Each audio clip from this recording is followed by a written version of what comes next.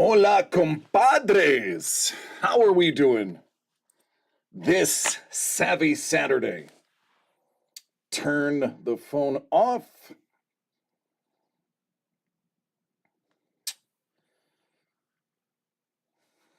Yeah, buddy. Tomorrow there's no Bills football. So I will be doing something else. I can't tell you what, but it will be fun.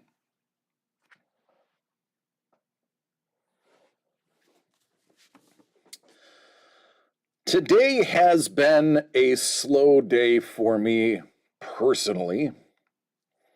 I slept in. That felt good, but I really didn't feel like I accomplished anything other than creating a new type of break that I am going to be calling the compass break. Because what's randomed here is the directions on the compass: north, south, east, and west. And then whichever direction you get the four teams from each of the conferences associated with it. I thought it was cool and different. We will see. How is everybody doing? The UFC fights were early today, especially if you are on the West Coast. Not too bad if you're on the East Coast. A lot of boring fights. A lot of fights went the distance and were decision. There was, I think, 2 knockouts, 1 tap on the whole card. There was a stoppage for what is probably going to be a massive scandal in Vegas and in sports betting when apparently, I believe it was Dillashaw's injury was reported to the ref before the fight started, and within 10 seconds of the fight starting, sure as sugar, he tore his shoulder out of socket, but yet still showed up to fight, probably because he needed a show bonus, which I think is BS. But I mean, MMA is becoming more and more fraudulent, like boxing is. So I'm not surprised about that whatsoever. But it's still sad to see. Other than that, college foosball, I need to start getting into that now that I'm in an area that has good college football, unlike Buffalo. I mean, I'm sure Mrs. The Breaker would absolutely love for my Saturdays to also be consumed with football as well.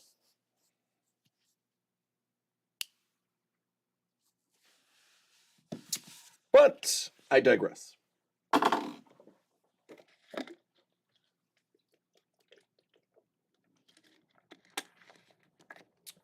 What's everybody's weekend vibe?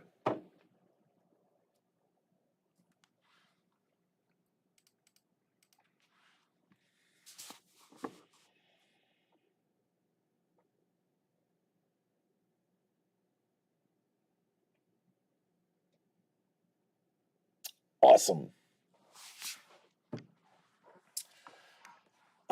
So we got some confirmations. What's going on, Doug? For those who are on the Discord, you will see some interesting posts. We have a ton of things coming. Going on, Don? Ooh. So next week is just the tip of the iceberg with Dragons and the Monster Mash.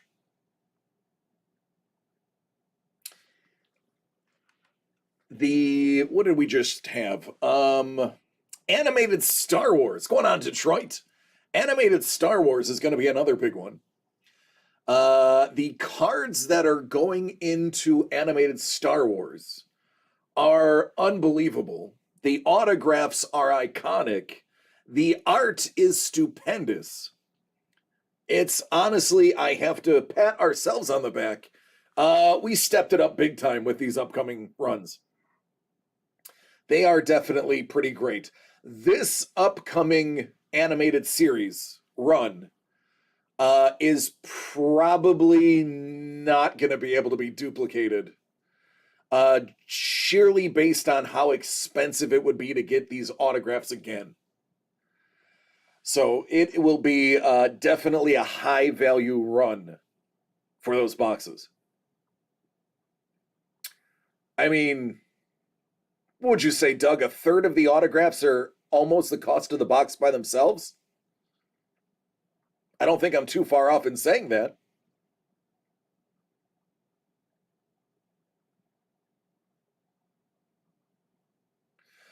Oh man, Monster Mash is going to be bonkers because it was funny. We could see in the Discord now. Not everybody gets to see the private Discord we have for DCD Collects, but you could see like the artist lounge where the artists were posting what work they did, and then others would be like, "Oh, okay, so that's how it's going to be," and then they would post and try to one up the other artist. And the work was fast and great, and there was definitely some gamesmanship in there that I thought was pretty awesome. So that is an exciting, very cost-effective and inexpensive run to get. I know, I'm never going to be mad when an artist will try to outdo another artist. I have no problem with that. I am good with that. Doug, you got some pretty amazing Stuart Sager stuff. I did crack it open. I did not send you pictures yet. But goodness gracious, great balls of fire inside that shipment you got. I'm excited. Stuart Sager is got to be one of my favorite artists to just view his art. You could throw his art on a wall, in a gallery, and nobody would bat an eyelash. You do have some sketch covers. That is correct. There is that piece, and Mr. Sager was very kind and tossed you a personalized piece with the rest of them as well. So I don't know if you knew that was coming, but there is a little personalized thank you piece in there.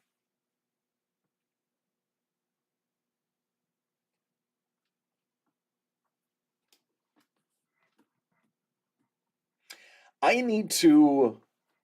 What's going on, Chef? Oh, he is. He's awesome. In the interactions that I've had with him, he was a great individual. I would want to save money to have him do a cover. I've seen him do so many different things that I don't know if I could pick who I would want him to do a cover for. You want to show all the Sagers? Are you sure?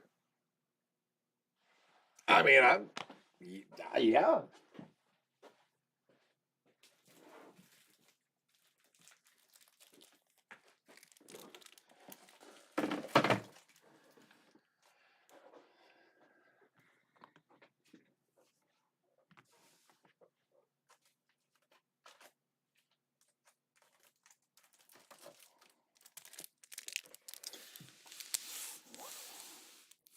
Oh, I gotta do this better. Hold on. Let me think what the best way to do this is.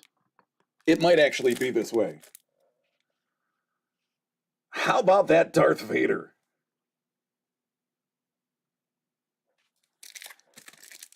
And it is a wraparound.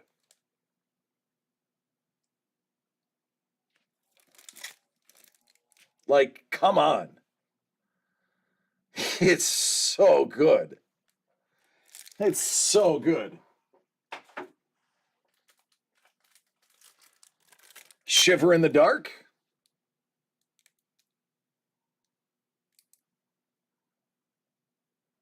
Oh, Trevor. Yeah, man.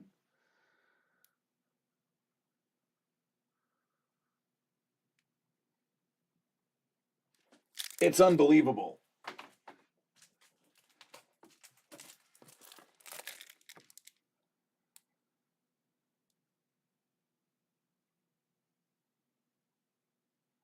Unbelievable.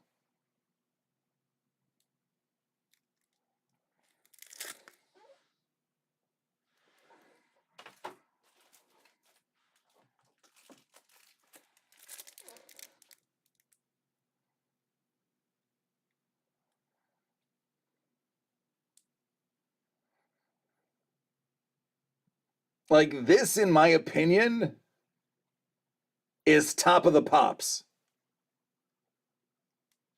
I am not sure I have a new favorite artist that I hold higher than this guy right here.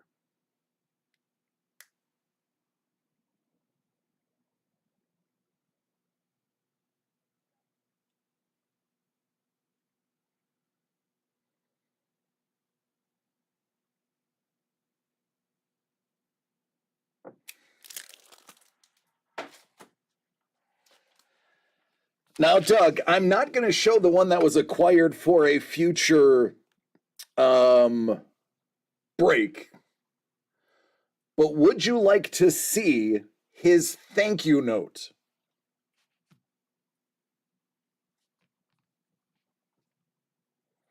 And in my opinion, it's probably the greatest thank you note that you could get. It's just like, oh, that's your thank you note? Wow.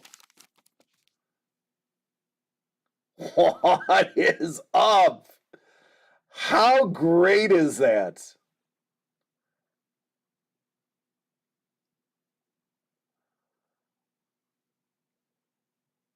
Oh, I know.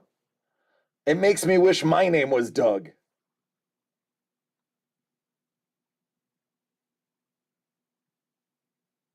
Yeah, yeah. All the grit of Gotham is in this painting. And that's just the thank you note.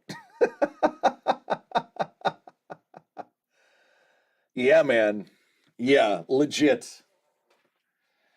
Yeah, I'm not listen, I'm gonna be real. I opened that up and I spent a solid 25 minutes just eyeballing all those pieces like, Stewart is so good. So good. So now I have to save my pennies and just figure out I have a lot of blank covers. I think it would be interesting to see what he could do with Spawn because of how dark he typically makes his stuff. Um, I think that would be interesting. I have some blank Spawns. I have some blank Gunslingers. I have some blank. Uh, Goodness, I have a lot. What's going on, Kevin?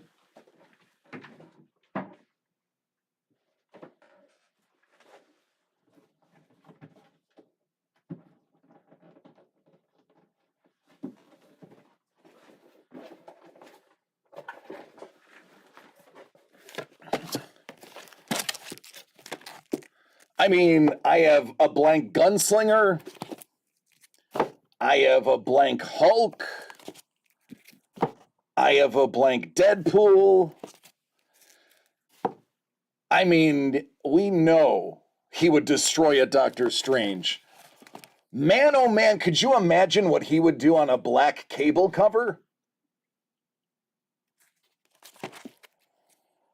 Spawn 329? I mean, I have a few Spawn number ones. Just a few.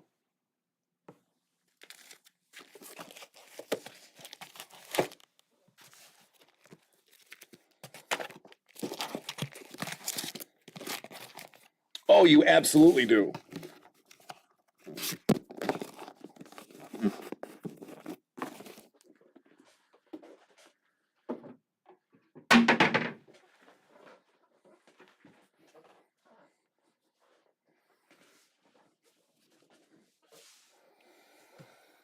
Whew.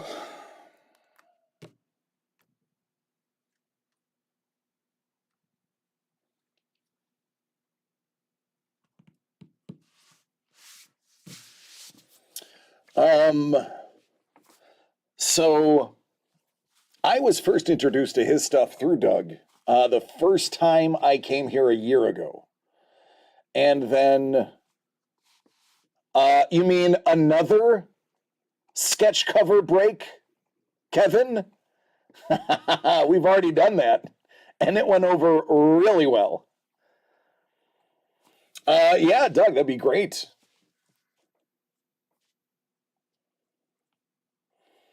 It sold out, I think, that was a 24-hour sellout. Yeah. That was, I think Sager was in it, if I'm not mistaken. We had, God, who was in it? Lee Cozy was in it. Bing was in it. Kaiser. I want to say Sager was in there. I think it wasn't a full wraparound, though.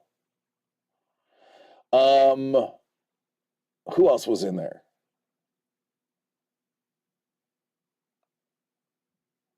Oh, Gus Mauk. There was Mauk covers on there. Oh, that's right, the Thanos. Yeah, well, I know the Thanos was there.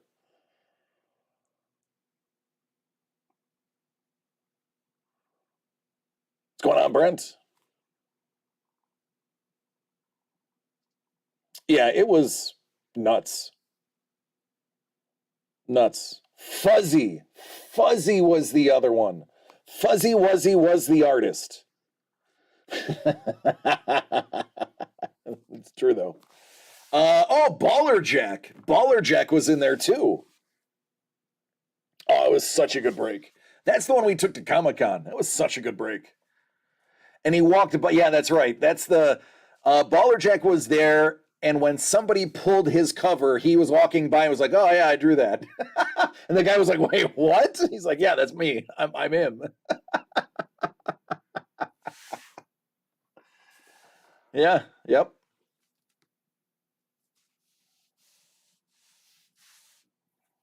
Yeah, it was good stuff.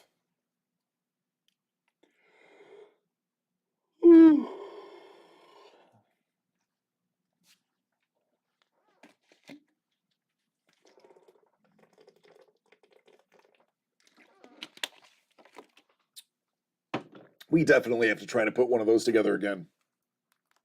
That was good stuff.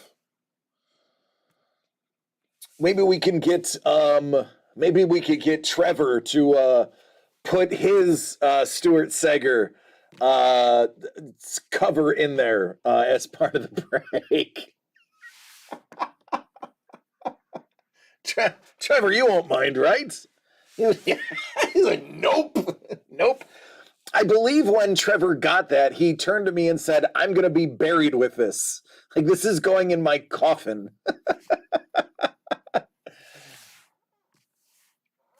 Yeah, yep.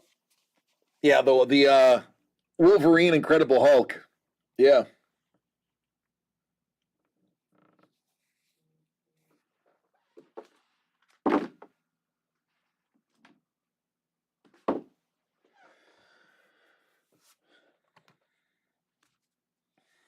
Man, I just redid the settings today and it still seems dark.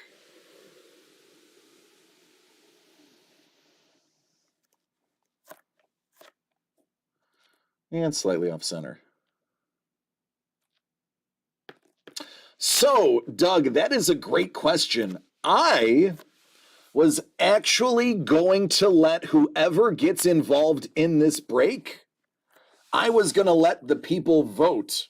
I was going to do this crazy democracy thing I've heard all about, where whoever is involved, we will have a vote if they want it randomed at the end or if they want it to go to the team. And since there's only 4 spots, I figured I would be the tiebreaker, and my tiebreaker would be just randomed at the end. So it would be up to the people to use democracy to overrule that, but I was going to give them that offer.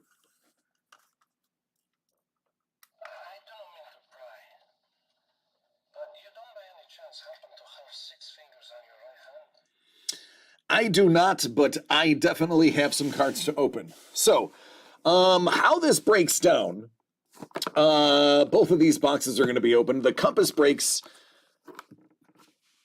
we are going to random north, south, east, and west. If you get east, then you get the AFC East and the NFC East, which means you get Bills, Dolphins, Patriots, Jets, Cowboys, Giants, Eagles, and Redskins. If you got West, you would get AFC and NFC West, which would be the Rams, the Cardinals, the 49ers, Seahawks, Raiders, Chargers, Chiefs, and Broncos. So we made it bite-sized, 4 people in, $220 per spot.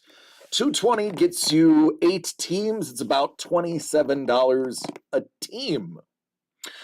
Brent, that's right. Go Bills. Thankfully, it's a bye week. There's no way anybody's getting injured this week. Josh Allen was at the San Diego Padres game with his girlfriend, Brittany. I love Josh Allen. I'm not too sure about Brittany. I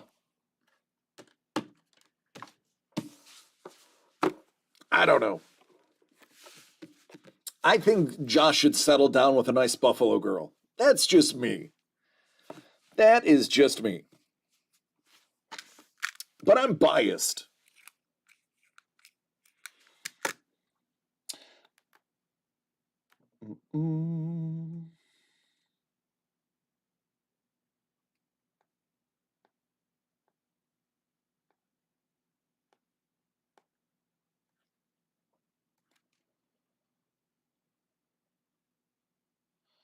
There we go.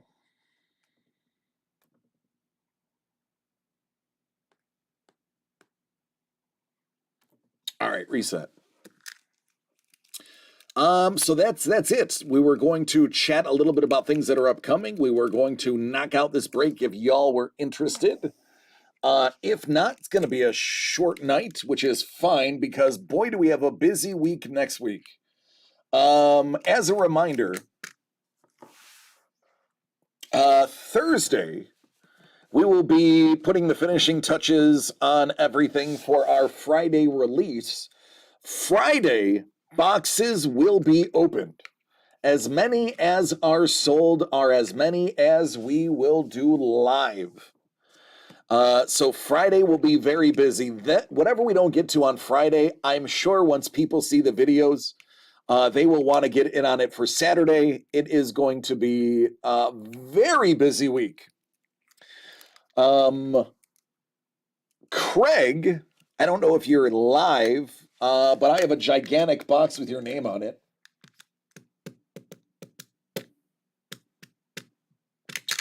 If people are wondering how much stuff Craig got over the last 2 weeks, he got this much.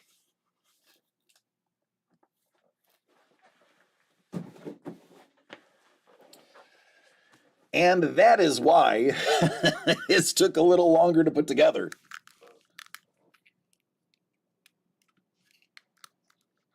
Nice. Dig that, Don. The question is, will it be as close as the last time the Rams played the Bills?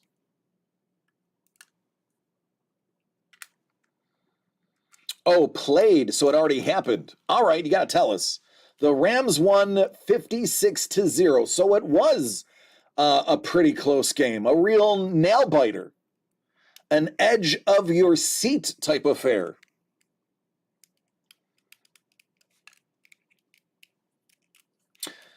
They're just taking out the NFL frustration on that league's team. It's okay. A blowout is a learning experience. Kevin, not until you said pun intended did I realize how I said that. Yeah, I'm the jerk now. That's me. I'm the jerk. Look at that DC guy. What a jerk. Who invited Kevin? Who gave him a paintbrush? Somebody take his paintbrush away.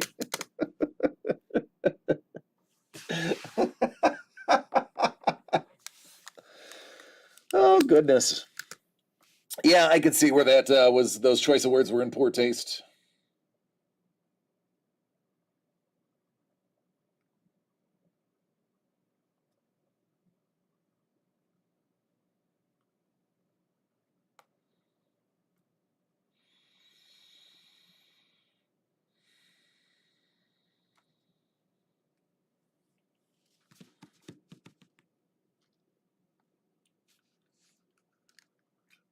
They lost to the Rams, Bucks, and Cardinals. They play the Browns team tomorrow.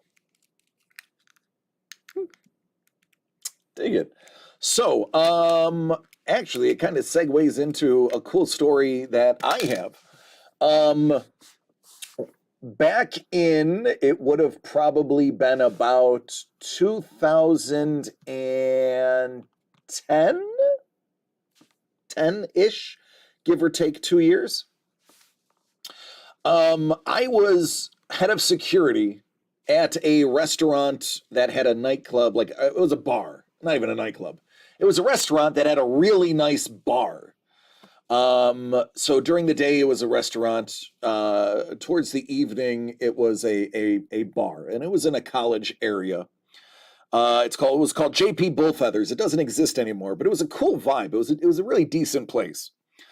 And we would get like Buffalo Sabres in there because the Sabres lived right around the corner. We'd get our occasional Buffalo Bill. But it was a very chill establishment. The one day I'm there and it was Halloween. So I obviously Halloween as a bouncer, no guns allowed, no toy guns, no toy knives. Like inside of a bar, you don't allow any of those toys.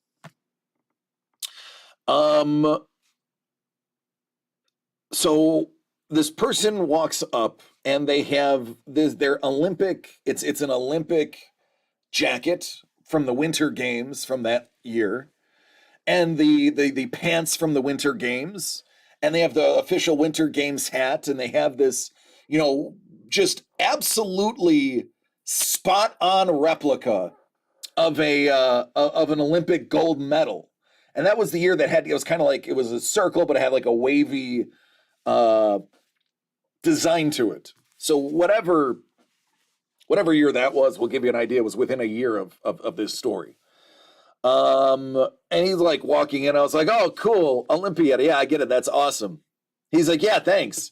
And he goes to the bar, and like at the end of the night, people are kind of trickling out. And this guy that dressed up as the Olympian, and I swear this is a true story, is still there, and he's having some drinks, and everybody is buying him drinks.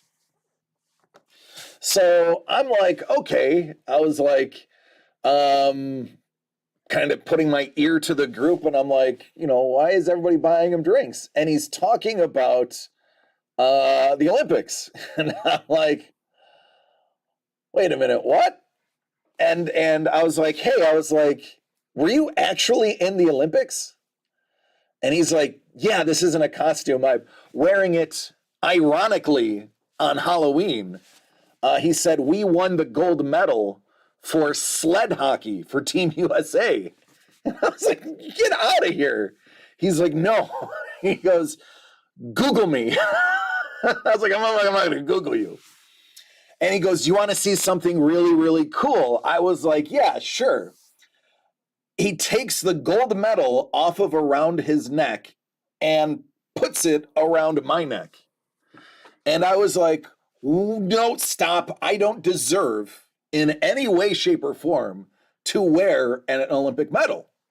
And he's like, shut up, man. It's cool to be able to share this with other Americans than to keep it holed up in my treasure chest, on my wall in my house. He's like, what fun is earning a medal for America if you can't share it with Americans? And I said, well, I'm actually Canadian. He said, take the medal off.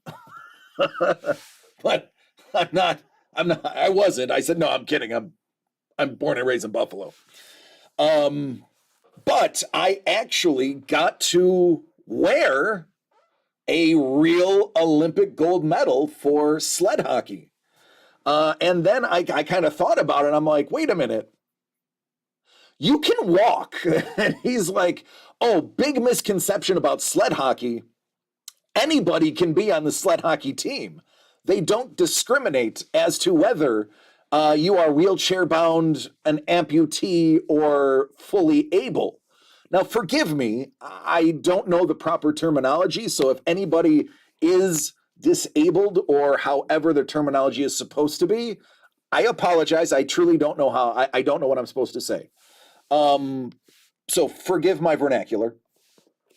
But he said, actually, they don't discriminate. It's you anything you want. He goes, but it's actually better for people who can't use their legs, because when you have the ability to use your legs, you want to move the sled with your legs, and you actually it's hand propelled.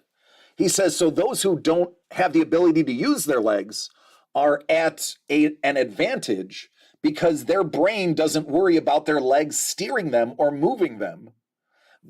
They use their hands. So he said, while I'm on the team, which was a traditionally disabled sport, I'm at a disadvantage for being fully abled. Don says, my nephew played sled hockey before wheelchair football. He's probably practiced with him. And he's like, you are absolutely correct. What's up, Hellbolt? I love you, man. So yeah, I thought that was I was like, this is definitely one of the greater stories I am ever going to tell. Sadly, I never caught the guy's name. We immediately went into conversation about the Olympics. He said, Google me, and I wasn't going to Google him, and he didn't offer his name. I never got the opportunity to find out who he was. But I do know other people in the room Googled him, and were like, no, this guy's like, this is really him.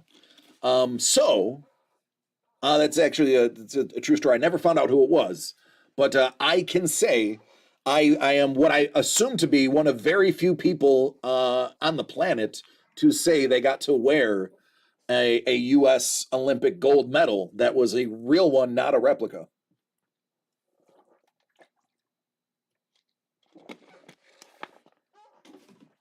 Because that type of random lucky stuff just happens to me all the time. It really does.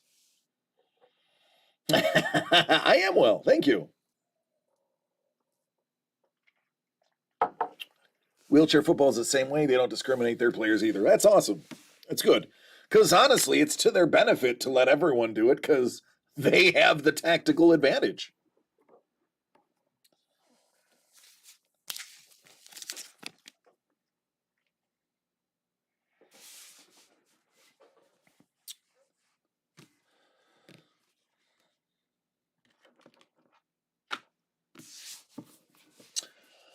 I don't think I have any other cool stories involving medals. That is the only one that I've ever brushed with. That's the only greatness I have ever brushed with.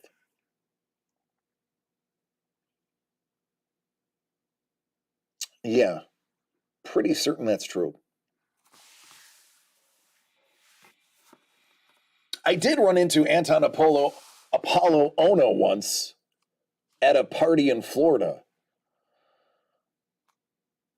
I don't think he wants me to tell that story. He obviously wasn't wearing his medals. He was just hanging out.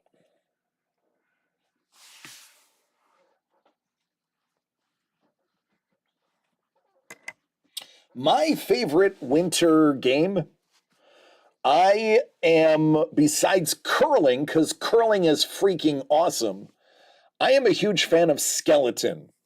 even though I am, according to my doctor, overweight, I can tell you I would not hesitate to do skeleton if given the opportunity.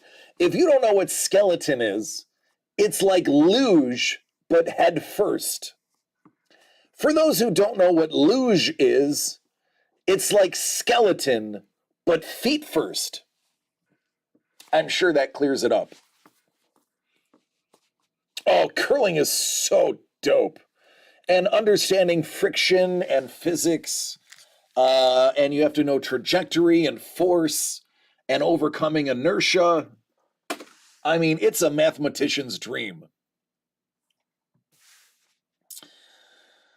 Curling is huge in Buffalo. There's actually outdoor curling arenas on the waterfront in Buffalo that were put in as part of the renovation of our waterfront. Human ice torpedoes. Yes, that is it. Put you and me in a bobsled. Let our weight propel that missile down the track. Don, I'm in. I am in. I've truthfully, and this is I've always liked the winter games more than the summer games, which is funny because most people are like, oh, the summer games are where it's at. Running doesn't appeal to me unless I'm being chased by police officers or dogs or police officers' dogs. So hurdles is, I mean, let's face it, it's jumping over fences. So granted, in my youth, I probably would have been great for the Olympics, having run from many dogs and jumping many fences, but it just didn't appeal to me because I think I associate it with fear, and therefore watching it is cringy. Whereas Winter Olympics, it snows like 7 to 8 months a year in Buffalo. So every single month has its own Winter Olympic sport associated with it.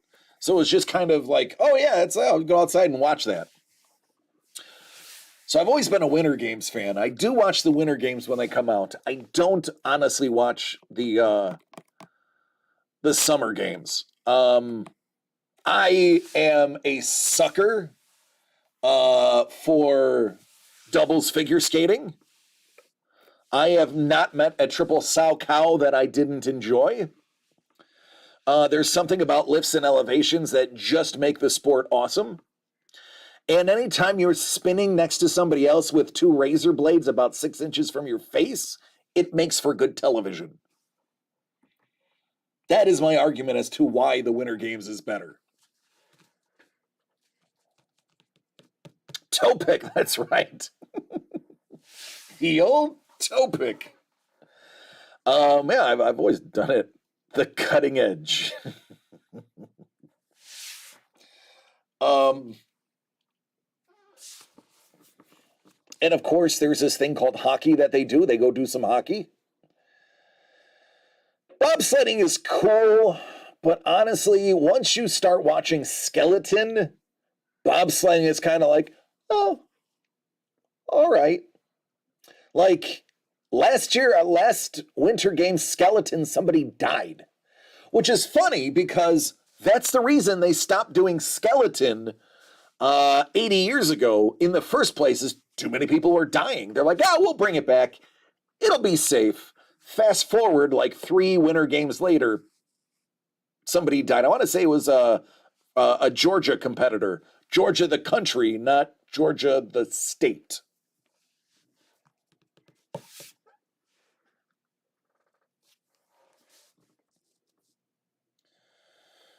Oh, don't need that. Don't need that. Don't need that. Goodness gracious. Guys are blowing up my phone. I'm working here. I'm working here.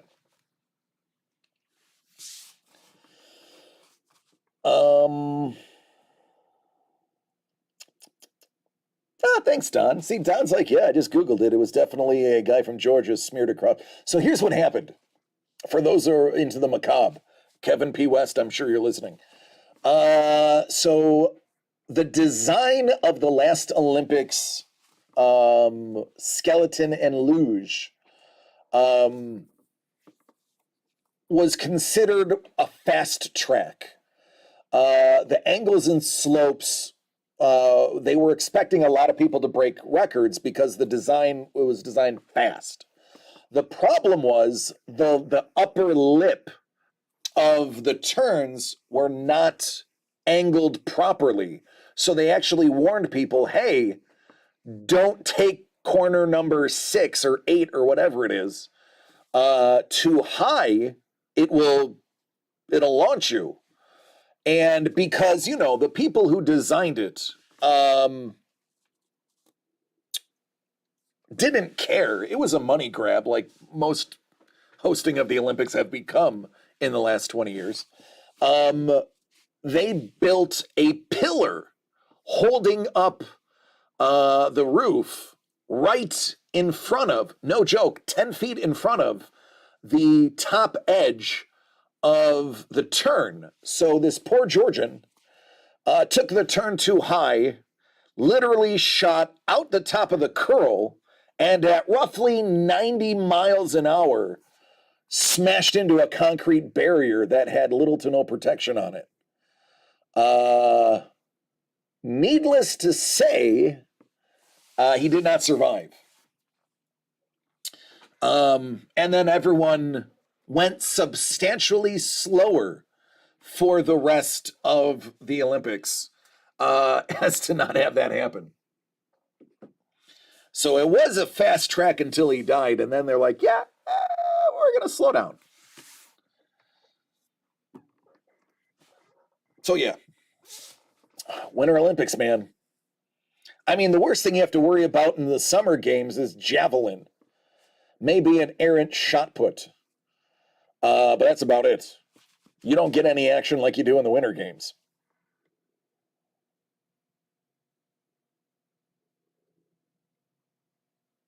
Hey, Don, it's funny how you remember things like that. Like, I remember it was a Georgian who got killed in skeleton in the Olympics, but they're like, yeah, who was the 5th president of the United States? I don't know. A white guy. That's all I got. That's all I got. I can tell you the first 3 and I'm done.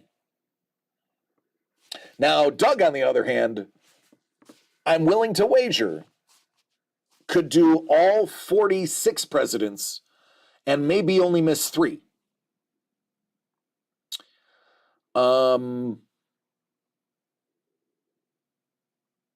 Maybe 4 if he's having a bad day. I don't have a Doug brain. I have a DC brain. If it's weird, unusual, and doesn't need to be remembered, I'll remember it. If it's like wicked smart, Doug's going to remember it. A white guy with a wig, more than likely. And could have even been part of the Whig Party.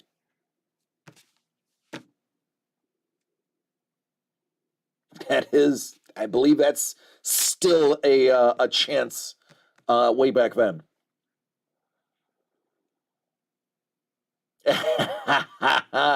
Doug's like, of course I know the presidents. I've heard the Animaniacs song about them. That's how I know the countries of the world and the U.S. states and their capitals. Animaniacs was arguably the most educational cartoon on television since maybe Schoolhouse Rocks. People looked at Animaniacs and were like, that's just ridiculous. Hello, nurse. But they gave us Pinky and the Brain. They gave us songs that were actually useful in school. It was almost like cheating. What are we going to do today, Brain? Same thing we do every week. We're going to take over the world. Plan to take over the world. Pinky and the Brain was one of the matchups when we did, the Kaiser did team-ups. He did Pinky and the Brain. And there was a couple of people that were buying boxes vying to get Pinky and the Brain. And when the person finally pulled it, the guy who was trying to get it was like, oh, you're going to trade it to me? The guy's like, no. And like, dead stop, no. And just looked at him like, no, nothing. Okay, lady, love you, bye-bye. Yeah, that was awesome.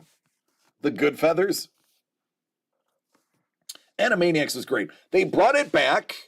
What I loved about the new Animaniacs is how much vitriol they spit against the people who canceled Animaniacs and Warner Brothers and such. I thought it was hilarious how they just put it right in the song, like, "Well, we don't care. We're gonna cancel this again." Yeah, it was it Yakko, Wacko, and Dot? Yakko, Wacko, and Dot. Pinky and the Brain, the Good Feathers. It was great stuff. And every single song taught you something useful. I was mostly out of school. Yeah, Animax hold a grudge. Who knew? Yeah, right? They literally say that too. So Animaniacs came out like when I was in high school. Right around my sophomore year, I stopped going to high school academically and went purely socially. So by the time the Animaniacs were teaching me stuff that would have allowed me to pass my classes, I wasn't concerned about passing classes anymore. I was just there to hang out and have a good time. And to get as suspended as often as possible. But had I been a studious student and not been bored out of my mind with high school, I would have appreciated the Animaniacs even more because they would have helped me pass even more classes. I was the type of guy that I was not going to do homework because homework was busy work for kids whose parents are still working when they get out of school. I will participate in class and I will close to ace every test you give me, but I'm not going to do homework. I'm not going to do it. I won't do it. Still barely do homework. Ask Doug and Trevor. I barely do my homework. But tests, you tell me what's on the test. I'm going to, oh, that's what's on the test. All right, I'll remember that. And then the test comes like, yeah, there it is. I remember that. But I'm not going to do homework. I went to a high school, and I'll call them out because they sucked. It's called Orchard Park High School in just outside of Buffalo, New York. And Orchard Park High School was a high school in a well-to-do neighborhood. Orchard Park is where the Bills Stadium is at. Orchard Park was, probably still is, a high-income area. I lived in a place called Colden, New York, on top of a mountain in ski country, working on a farm. Not wealthy. So we were in the school district, so we had to go to school there. So the way they graded everything was 50% of your grade, give or take 5%, was homework. Tests were a very small part. They didn't care if you were smart. They cared if you were going to do what they said and do the busy work. I wasn't going to do the busy work.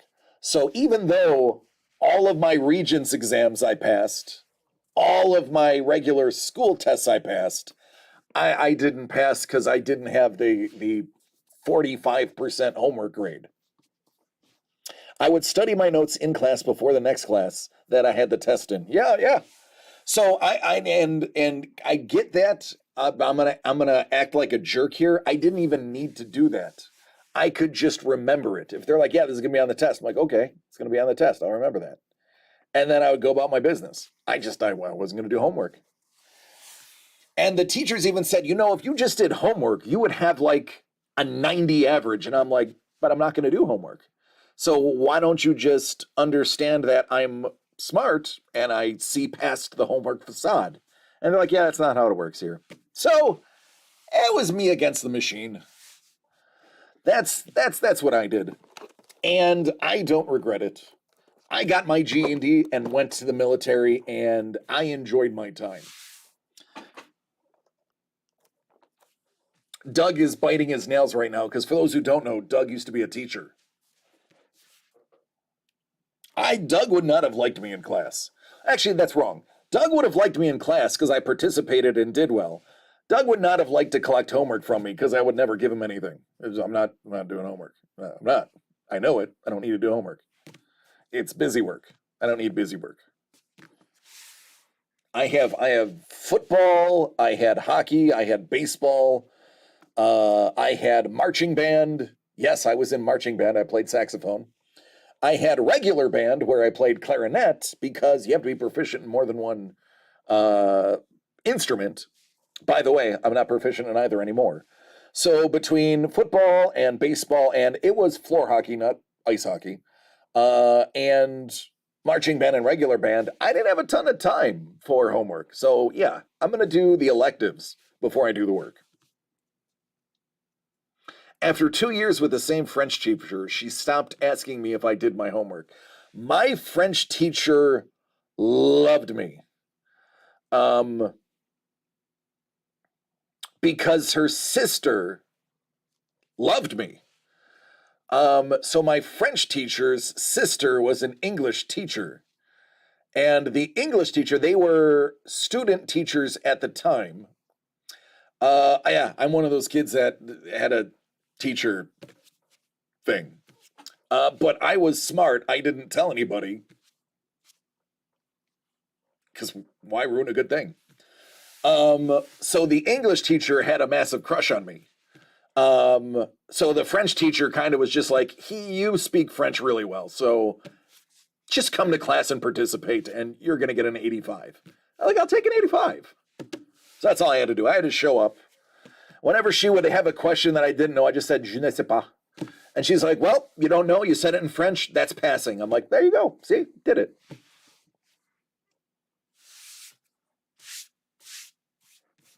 I never understood the students that had relationships with their teachers, why they told anybody. Now, I understand the legal aspect of it, but why ruin a good thing? Just saying.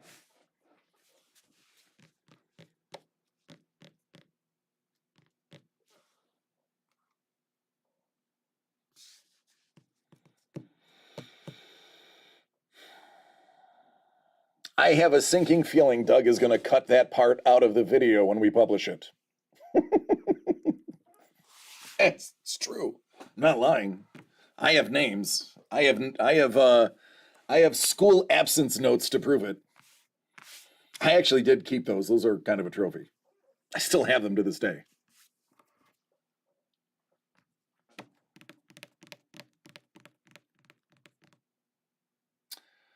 So, yeah, out of the 7 of you watching, anybody got plans for tomorrow? Since I'm not watching football, I am going to a place of fun and joy in the LA area with James and Mrs. The Breaker. And it's a surprise for James. He doesn't know, but it's not Disney. Doug's got family stuff. Is the rest of the family still here, or did they go back yet? I never did ask.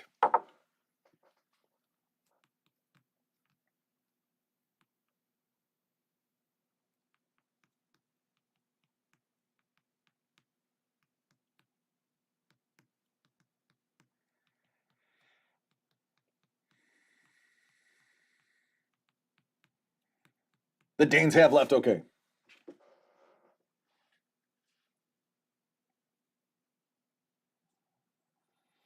I'm gonna text you, and then you're gonna tell me that that's not really LA.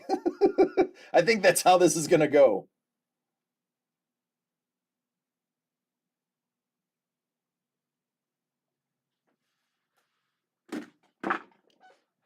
Oh, what'd I just lose? Oh, I'm never getting that back again. This desk is like almost unmovable. So whatever that is, that's gone forever. Thankfully, it's not my phone.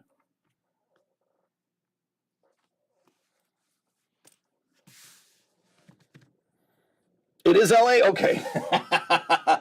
I figured. It's extremely inexpensive. The reason we're doing it is we didn't realize how cheap resident passes were for that. or whatever season passes were. Mrs. the Breaker got them, and it was like literally very little down, very little a month.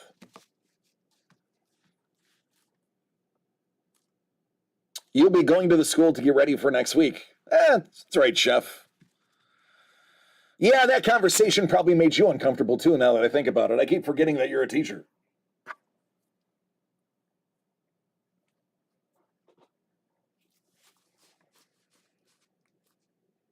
We're going to have to start calling you Professor DeShaky. Or Prof DeShaky. He's like, no, not really. I get it. But don't get me wrong. How was my trip to the Funko Hollywood store? I'm going to put a pin in that for a second, and I'll tell you. Chef, there also, you have to understand, I graduated in 98. The whole attitude of school and the vibe of school, the safety, the teacher-student relations were much different than they are now. In the 90s, in the late 80s and 90s, like, you'd see a teacher out in the wild, like, hey, what's going on? Let me bum a smoke. And like, that was like normal. Only 7 years after you. It's a different vibe. Now the things that were concentrated on back in the 80s and 90s are not what they're focusing on now. So it literally, even though it wasn't that far, graduated high school in 91. I know you're only 7 years. See, you both were 91 then. So Chef and Doug are the same age, depending on when you were born. But it was a different vibe. Like now, like how prim and proper school is. Like when we go for stuff for James, it's just like, oh, I have to sit through all of this stuff. This was not what it was like for me to be in school. See, you can do math well. As long as it's less than 10, I'm good. Actually, math, like a regular basic arithmetic, I was pretty quick at. It was when you started getting into like algebra and trigonometry and stuff that I just will never use in life that I didn't bother to learn it. I was like, listen, I'm going to be a cashier at like a McDonald's probably for the rest of my life. I don't need to know trigonometry. I just need to know how to make change for a 20. That's how I viewed school. Honestly, I'm not a cashier at McDonald's, but I'm a cashier and personality. I still have to make change. Thankfully, we have a computer that automatically does it for us now, but it's not much different. I'm still the face of the company, just not asking if you want fries. I'm asking if you want screw down cases with that. No, that's a lie. I'm much more than that.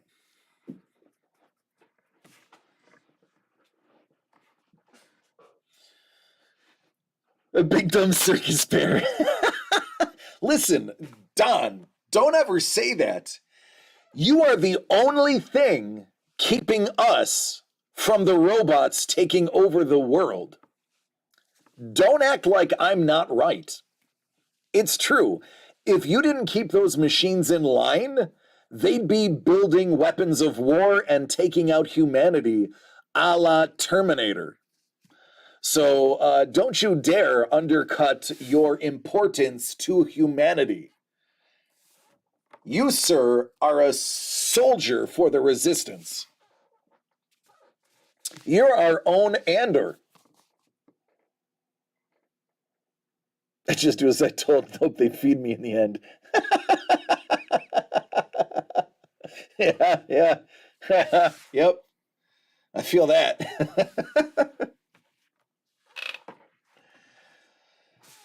Oh, goodness. Whew. Excuse me. I'm going to grab another water.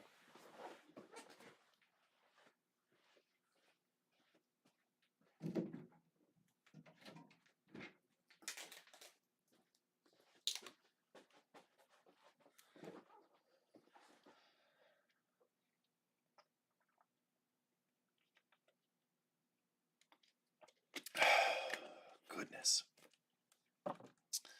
All right, I won't talk about US politics, but did anybody see the video out of China this morning of the former president of China being escorted out of their Congress forcibly, with much surprise to him? That's terrifying.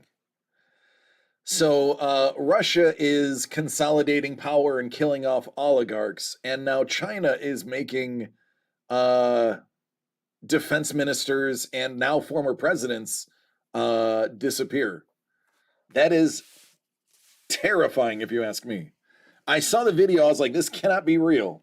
And then I saw it posted on like actual respectable news channels and was like, wow. Oh, chef, you're a teacher. I don't know what subject you teach, unless cooking is all you teach. I don't know.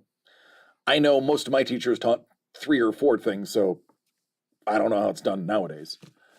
But you, as an educator, need to see this. Not only did they take Xu out of Congress, it is illegal to talk about it in Chinese social media.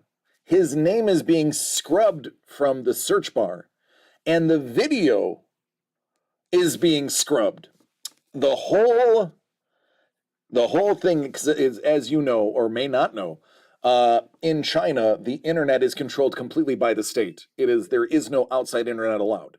All of the internet search engines are controlled by the party. So you cannot Google, or whatever their version is, the old president's name and escort it out, or Congress or anything. People are showing what it looks like, screenshots of what it looks like, trying to find this video in China, and you can't find it. It doesn't exist. They've scrubbed it. So only outside connections and sat phones and satellite internet connections can find this video inside China. By the way, you're not allowed to have satellite internet in China. It's actually illegal. Google that. I'm not lying. So stunning. People will complain about, what our liberties and freedoms are here. And again, I'm not going to get into American politics, but compare them to China's politics, Russia's politics, North Korea's politics, and we do have it pretty dang good. But it was jarring for my people who enjoy international news. It is a stunning revelation, and they haven't even explained why. There is no explanation because they're denying it happened, just like Tiananmen Square. Did you know people in China that grew up in China think we made up the Tiananmen Square massacre? That is what they're taught. That's real. They believe it is Western propaganda. Yeah. Nuts. I am just culinary. I try to stay out of politics in the classroom unless it is local or state. Texas went to a career college or military philosophy. I'm not a fan, but I like the paycheck. Yeah. Nothing wrong with money, man. Nothing wrong with money. I loved living in Texas. I did. Don't get me wrong. I love living in California. I really don't want to have to leave California. If I had to go somewhere else, if they're like, of all the states you are allowed to go to, it can't be New York, it can't be California, I would go back to Texas. And not because of Texas's politics, just because the state is beautiful. The people, they're going to ask you how you are. They're going to say howdy. They're going to help you if something's wrong. But other than that, nobody is going to bother you. Like, I loved that everyone said hello, but nobody bothered me there. Everybody does what they do. Nobody pays attention. Just go ahead along your business. Don't bother me. I'm not going to bother you. But howdy. Good to see you. Left for 20 years and came back for a reason. Yeah, oh, absolutely. I lived in Katy, Texas. Katy is about 45 minutes to an hour outside of Houston, depending on I-10 traffic. It is a couple hours out of San Antonio and a few hours outside of Austin, or vice versa. So you can pretty much get anywhere in a pretty decent amount of time, even though Texas is a huge state. All right, take care, Doug. You have a good weekend, man. I will holler at you tomorrow from the secret place. But yeah, Texas was great, and the food was wonderful. The steak, you're gonna get the best steak you've ever eaten in your life for $10 at any restaurant you go to. It could be a chain restaurant. If they serve steak, it's gonna be the best because the thing was probably killed 2 days before. Gas was super cheap. The largest freeway in the world, not a small town out there anymore. Katy? Oh. Yeah, Katy. Had a chance to transfer to Arlington, Texas 15 years ago and couldn't do it. I don't know much about Arlington. We stayed in the South. The only time I went up north was to go to the Dallas Thanksgiving game against the Bills, where the Bills smeared Dallas on the turf. What is widely regarded as the Josh Allen coming out party. It is. That's where everyone saw what Josh Allen was made of. I'm not making it up because I was there. People will literally point to that primetime game as his coming out party. I hung out in Austin when I was an actor and did classes out in Austin at the Hideaway Theater. Dangle, yeah, I mean, whatever you want to break. I built this little thing, a compass break that has 4 spots, but nobody showed any interest. But if you want to grab something, it's all on the site. Excuse me. I'm just shooting the ish because there's really nothing crazy to sell. But so Texas. So I stayed in Austin for a while. I was actually in Austin when Quentin Tarantino and Robert Rodriguez shot the film Grindhouse, which was cool. I got to see Rosario Dawson. I got to see some interesting stuff. Oh yeah. No, it's all good, Chef. This was thrown together, I mean, the best I could. What else was there? San Antonio I loved. That's all good, Derek. I get it, man. We have a lot of really great stuff coming out next week. You're gonna want to save your pennies. That's why I'm not even mad. Like, we didn't plan on extra stuff to open because we expect everyone to save up for these 2 blockbuster boxes we have next week. And almost every week after that, something new will be released moving forward. There will be occasional week absences, but more or less we're going to be releasing something new every week. That's the goal. So yeah, save your pennies. We are actually steering away from sports cards. That's why we're not rebuying a lot of the things we're selling out of. We'll have some stuff that's fun that we can find value in, especially now that the card market is crapping the bed. Just like everybody for the last year has been saying, it is. If somebody's telling you that the card market is not crapping the bed, they're lying to you because they want you to buy something. This is a great time to just sit back, watch it crap out, watch the boxes fall in price, and then snag them when they're low. We are going to keep our eye on box prices. We are going to, purchase things that we find value in, like the Topps Chrome Light baseball that actually has the short printed rookies in it. Like, that stuff we grabbed that. The Elite First Off the Line is an amazing product, as everybody has seen, so we grabbed that. Things that we can find value in, we're going to continue to buy. But for the most part, we're staying out of sports. Oh, I know exactly. Chef got the Magic Johnson auto for $75. It's just crazy. He also said the school is sending me to a conference the week of November in San Antonio. Listen, San Antonio, does that mean the smell of the cup won't as bad? Oh, I don't know. I would love, listen, if anybody has a wild hair up their butt, and you want to send me cup to open for you, I will suffer the stink of the cup just to open it for you. It's too expensive for us to buy. It is. It's just too expensive for us to buy. But if you bought it and sent it to us, I would open it for free. I would. We chose not to carry it because for it to make it worth our while would price it out of what you'd be able to get it for. Like stuff like First Off the Line, we get it for what everyone else can get it for. Because that's Dutch auction. We just have to buy in what we're comfortable with. But the other stuff like the cup, we do have hockey coming.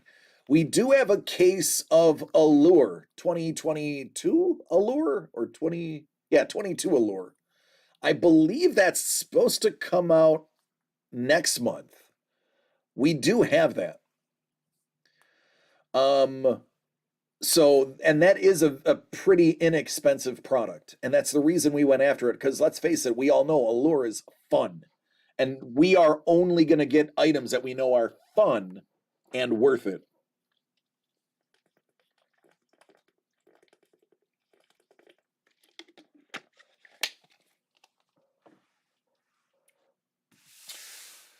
But San Antonio, Chef, have you ever been to San Antonio before? Let me start there.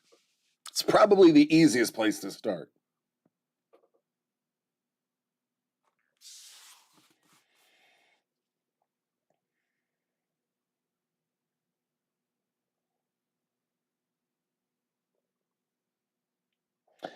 Because I went to San Antonio was like the first big date.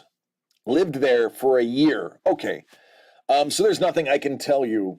Well, it was 35 years ago. Yeah, there is some stuff I could tell you then. Take the updated river tour. It's like $5. And it tells you, if you get a good guide, they will tell you where all the special little, speakeasies are, all of the greasy spoons and all the great places to get a cheap drink are. The Riverwalk is amazing. There's a lot of art, original art and craftsmen on the Riverwalk.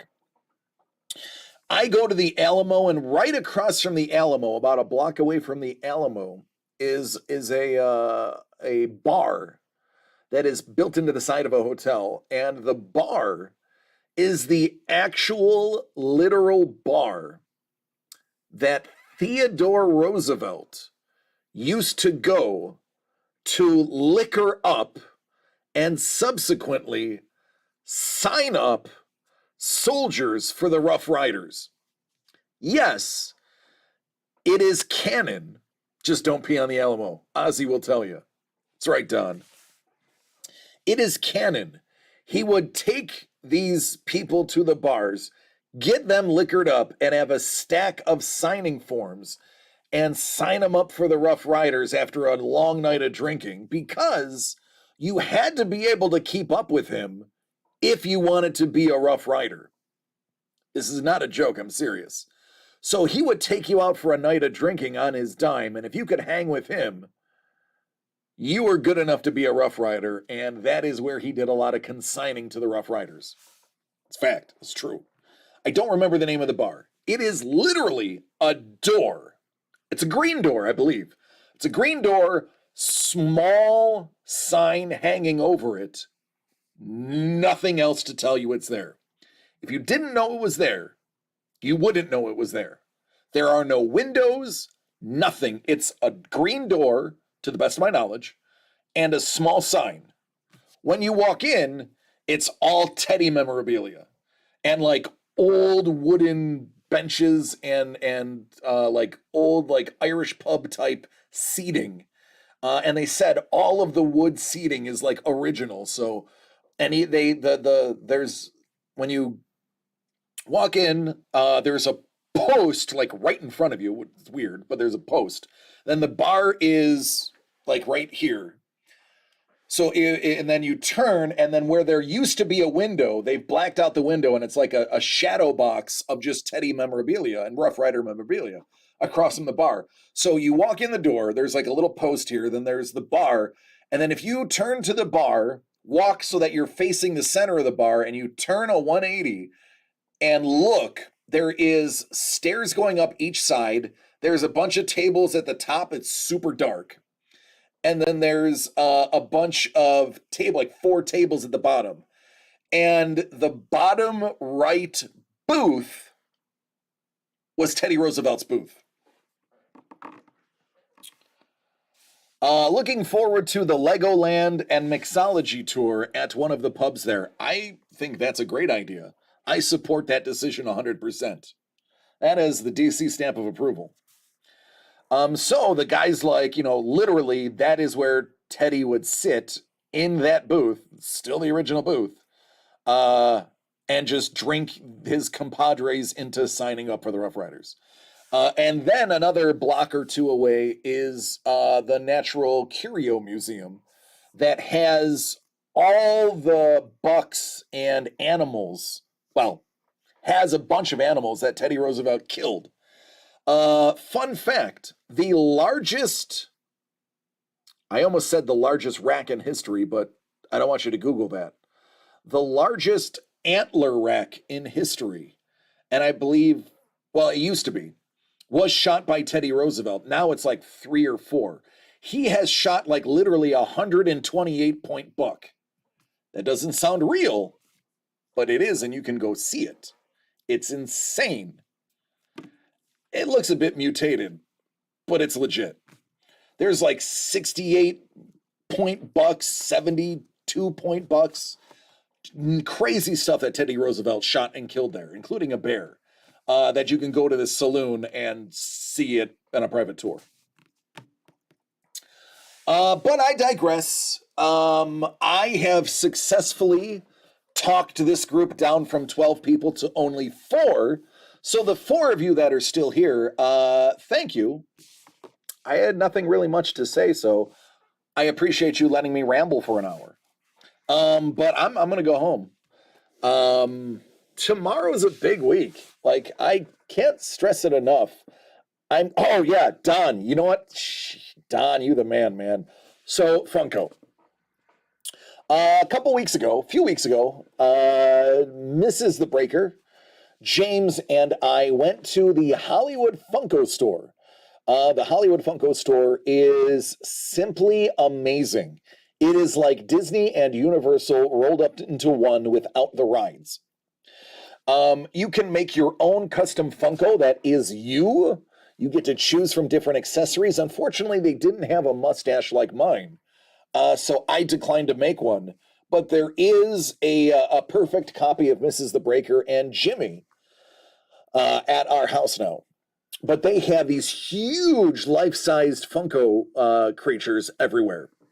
And they also have, we gonna get a limited DC Funko? No, they don't have one that they don't have a curly mustache. If they come out with a mustache like this, I will make one. I will not only make one, I will sign it and make it part of a giveaway. What I did pick up there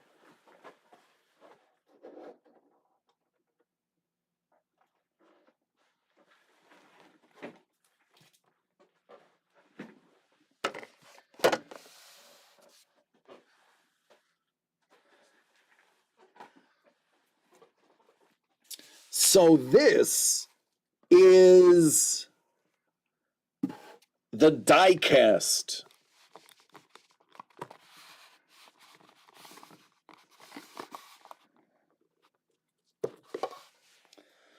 This is heavy.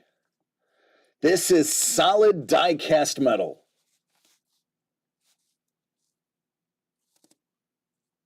This is not plastic. I also ended up, Doug got a Thor one, and honestly, the Thor one is pretty dang cool.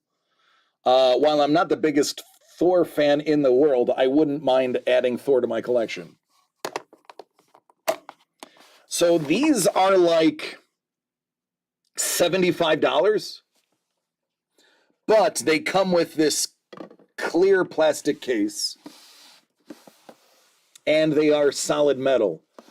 I am not a Funko collector. I really am not. As you can see, I don't have many. I have all the Funkos behind me are Doug's. Oh, you're gonna have a blast. We'll probably meet you there. But I love Robert Downey Jr. So this was a no-brainer for me to pick up. Even though it was way more expensive than I wanted to spend.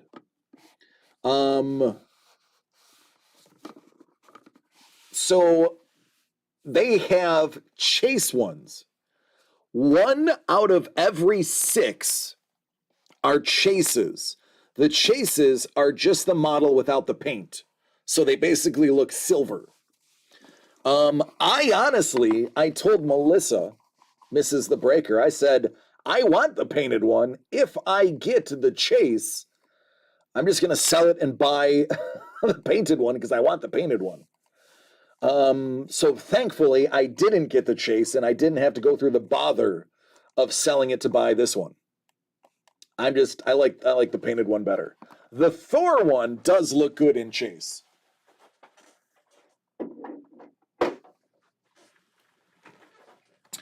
But there are scenes set up so you can take pictures with, which some of you saw. We did. The prices. This is what I thought was amazing. The prices are not inflated. You're going to pay $10 to $12 for a standard Funko. That's about right. You will pay $15 to $17 for a limited edition one. Also about right. They will carry Target exclusives. They will carry Comic-Con exclusives. They carry all the different limited ones that were put out usually that year at the Hollywood store. Plus, they have Hollywood exclusives, which are only found at the Hollywood store. Those are $20 or less. We did not find anything other than the die-cast figures that were more than $20. Obviously, the custom ones are, so I figured you guys would know that I didn't mean those. But standard Funkos, limited editions, and even the commemorative ones, those were all very reasonable. They have a lot of merchandise. They have a lot of t-shirts. They had bags. They had an amazing aerial underwater scene with Ursula that you could walk in and be part of. A lot of Star Wars areas that you can be part of. It was awesome. As a matter of fact, we'll probably end up going again soon. How close to the UPS store is the Funko store? That's a good question. I wonder if they do shipping. I wouldn't be surprised.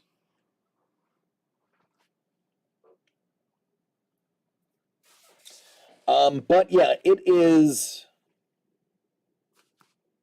awesome. And it's free. It doesn't cost anything to go in there. But yeah, we had a lot of fun. Honestly, the parking was more expensive than anything else. I think we had to pay $25 to park because we didn't want to walk far. To the privilege of walking 1 block away was $25. So it costs more to park than for a Funko. So yeah, if Funko made a mustache like this one, I would make some.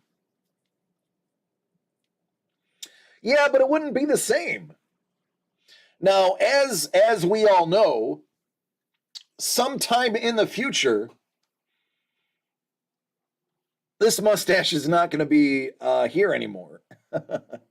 There will be things outside of my control that are going to make me lose the mustache. So maybe once I lose the mustache, I'll make a couple. Or I'll find a way to create some. Raleigh Fingers wasn't complaining. There you go. So, but yeah, that's my Funko story. It was a good time. We had fun. We did. We loved it. I think that was it. Yeah. All right. So now I'm gonna leave. Now that I kept my promise and told the story, I'm leaving. I love each and every one of you. I do. It's true. Please take care of yourselves and each other.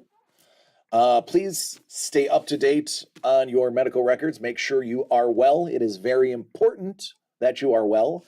Because if you are not well and if you don't take care of yourself, then I don't get to see you as often as I would like. So please take care of yourself and come back on Thursday, where we are going to talk about all these amazing things that we have created as we gear up for Friday when we open them and unleash Dracarys on the world of collecting and art.